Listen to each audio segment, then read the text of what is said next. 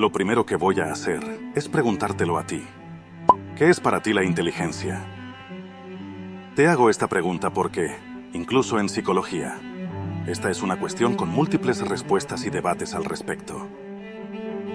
¿Es la inteligencia sacar buenas notas en la escuela? ¿Saber desenvolverte socialmente? ¿Tener un elevado coeficiente intelectual? ¿Poder memorizar datos con más capacidad que el resto?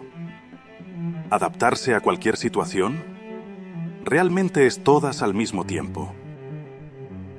La palabra inteligencia proviene del latín intelligentia o intellectus, que significa comprender o percibir. En la Edad Media, la palabra intellectus se convirtió en el término técnico académico para la comprensión y una traducción para el término filosófico griego nous. Nous, en la filosofía de la antigua Grecia, hacía referencia a la parte espiritual del ser humano. Subconscientemente, durante toda la historia, hemos asociado los conceptos de la inteligencia y el alma. El pionero en hablar sobre inteligencia fue el célebre filósofo Sócrates. Para él, la inteligencia era un atributo virtuoso que residía en todos nosotros. Nuestro conocimiento no procedía del exterior, sino del interior, ya que conocer es recordar. Mediante el razonamiento lógico dentro de todos nosotros, podemos reconstruir los fenómenos del mundo sin necesidad de experimentarlos. Esta teoría de la reminiscencia es conocida como anamnesis.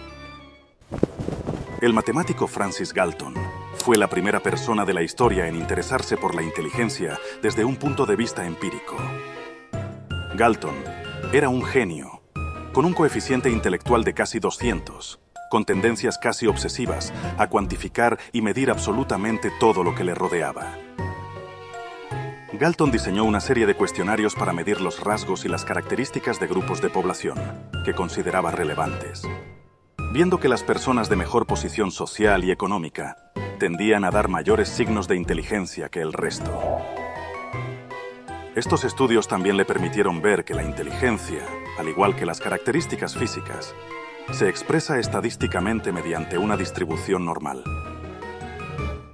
La gran mayoría de las personas tenía un nivel de inteligencia muy cercano a la media. Mientras que las personas con valores extremos, por su inteligencia muy baja o muy alta, son siempre claras minorías. La teoría de inteligencia de Galton, el cual fue fuertemente influenciado a su vez por las teorías de Charles Darwin, ha sido una gran influencia para las teorías de la inteligencia posteriores. A mediados del siglo XIX se alza el considerado primer psicólogo de la historia.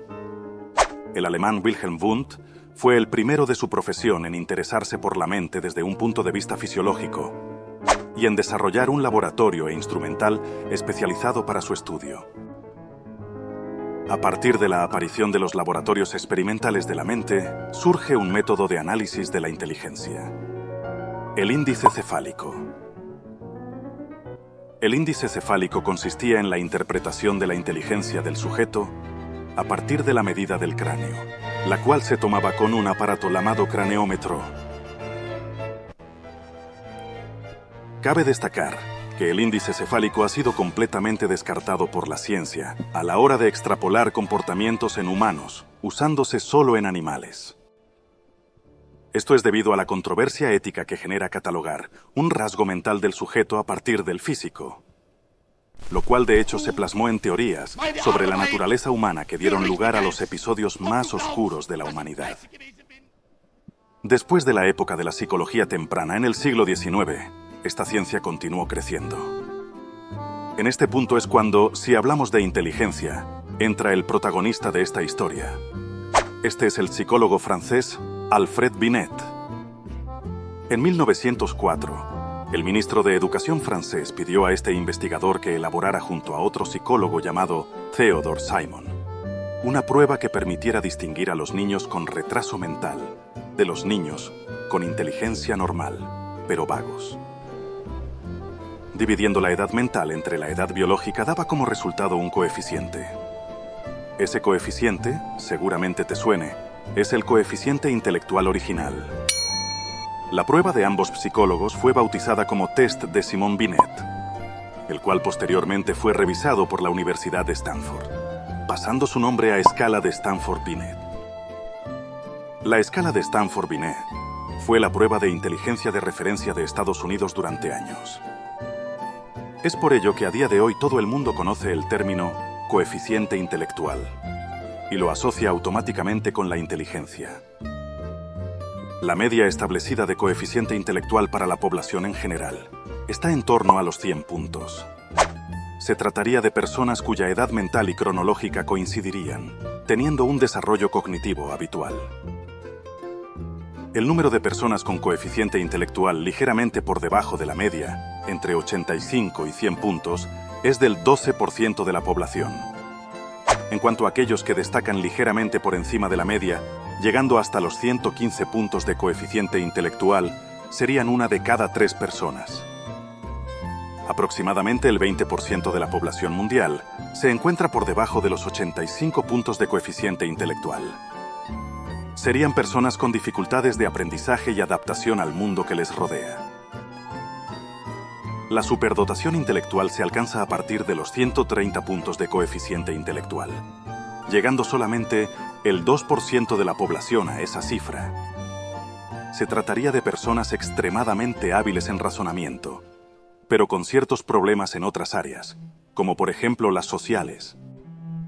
En el 0,1% se encontraría la llamada genialidad intelectual, propia de individuos con coeficiente intelectual a 150. Serían individuos excepcionalmente brillantes, como por ejemplo Albert Einstein o Isaac Newton. Recientemente la inteligencia se ha ido extendiendo en el campo de la psicología y ha adquirido más matices que el razonamiento lógico. El psicólogo Howard Gardner afirmó que existían 8 tipos de inteligencia: la inteligencia corporal, la inteligencia interpersonal, la inteligencia intrapersonal, la inteligencia deductiva, la inteligencia naturalista, la inteligencia visual y la inteligencia musical. El psicólogo americano Robert Stenberg, por otro lado, enunció que realmente la inteligencia se dividía en 3 tipos, enunciando la teoría triárquica de la inteligencia: la inteligencia analítica, la inteligencia creativa y la inteligencia práctica. Finalmente, el último tipo de inteligencia de moda en los últimos años es la inteligencia emocional, plasmada por el psicólogo Daniel Goleman en su famoso libro con el mismo nombre. Cuando hablamos de inteligencia emocional, nos referimos a la habilidad de entender, usar y administrar nuestras propias emociones en formas que reduzcan el estrés, ayuden a comunicar efectivamente, empatizar con otras personas, superar desafíos y aminorar conflictos. Esto ha sido todo. Si te ha gustado el video, no dudes en darle a like, suscribirte y compartir. Tu granito de arena es fundamental para que este pequeño canal de divulgación siga adelante. Nos vemos pronto.